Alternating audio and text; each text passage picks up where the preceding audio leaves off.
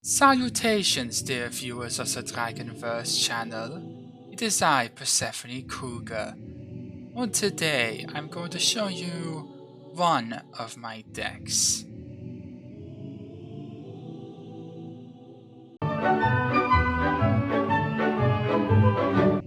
Normally I am very careful with providing such information, but I have been told that this channel does not give any information to anyone I could consider an enemy, so I'm fine with it for today. Now, you may recognize this deck as the deck I used against... what was his name again? Brock or something? Either way, that shrine hunt failed miserably to assassinate me. With that in mind, let me show you the deck that crushed him, to say the least. Starting off, we have a copy of Elemental Hero Neos. Now, this may seem very weird in an Armed Dragon deck, but don't worry dears, all in due time. Then we have a copy of Armed Dragon Thunder level 10, the original Armed Dragon level 10, which we can summon off of Armed Dragon Blitz, Armed Dragon level 10 White, though I do not run White Veil in this deck because I'd rather not take 3000 damage off of an equipped spell, do you? We have... Then we have Blaster, Dragon Ruler of Infernos, alongside all the other Dragon Rulers. Turns out, all the good armed dragons are level 7, which opens up a wide variety of monsters in the rank 7 pool. With that in mind, we also have 3 copies of Pile Armed Dragon, 3 copies of Armed Dragon Thunder level 7, 3 copies of Armed Dragon Thunder level 5, 3 copies of Thunder Dragon. This card is just here to provide discard fodder for the Armed Dragon Thunders, as well as deck fin a little bit. We have Armed Dragon, the Armored Dragon. Then we have 3 copies of Artillery Catapult Turtle.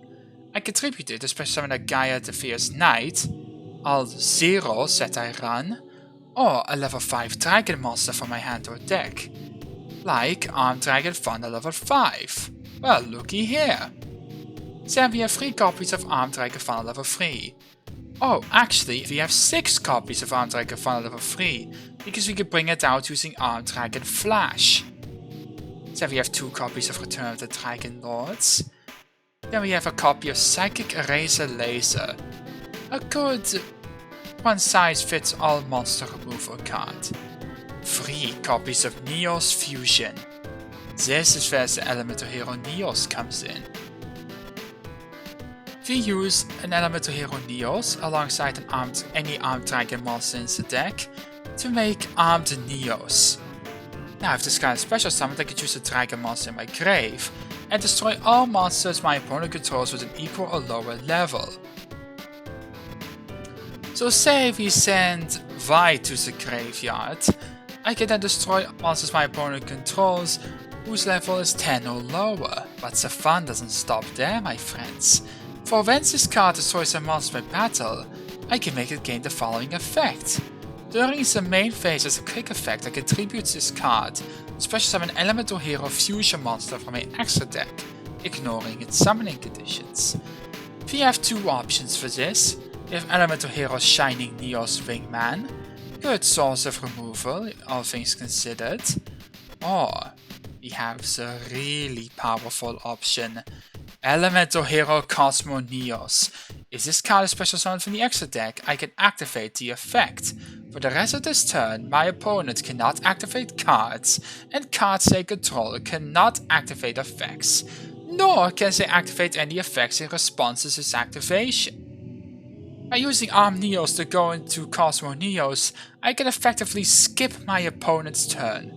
The only window of stopping this is either stopping Armed Neos from destroying a monster, or negating the main phase quick effect. A copy of Lightning Storm, of course, a copy of DD Designator, double Armed Dragon Blitz, 1 Hate Runade, 1 Herald of the Abyss, triple Super Rejuvenation, it just makes sense in this deck, 3 Armed Dragon Flash, an Armed Dragon Lightning to boost the power of my Armed Dragons, and then some utility traps. We have Bye Bye Damage, Ice Dragon's Prison, Get Out, Woo Woo Game, Punch in the Box, Way Bridge, Armed Dragon Thunderbolt, Snowman Effect, Crackdown, Beast King Unleashed, und Iron Thunder. As for the extra deck, we have of course the Neo's Palace showed you earlier. Then we have Art Ice Rebellion Dragon Overlord and Art Ice Rebellion Dragon. These two work hand in glove to OTK my opponent out of nowhere. Red Ice Flare Metal Dragon is a really interesting card. If my opponent's deck relies on activating a lot of cards or effects, this card will tax them. Like Gyro Martinez raised the tax on Astropian citizens. You have Dark Armed Dragon, but the Xyz version. Aha! I can detach material from this card and target a card my opponent controls, destroy it, and also banish a card from their graveyard, at the cost of it not being able to attack. Dracosac, a classic rank 7. Big Eye, an even more classic rank 7. Chaotic Sea Simon, the Great Moral Leader. Now this card, regrettably, is very hard to summon. However, it is a big monster that's unaffected by monster effects. So there's that.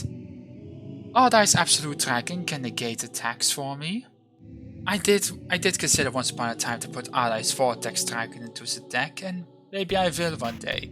Who knows? My decks always change. Number 74, Master of Blades, is a pretty good negation card. Gaia Dragon the Thunder Charger in case I need to inflict piercing damage.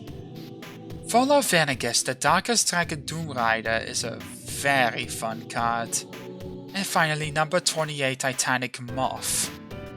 I hope you all enjoyed this little look into a deck from Sister, the Saviors of Astropia, and eventually, hopefully, the Eradicators of Gyro Martinez when he's out of office.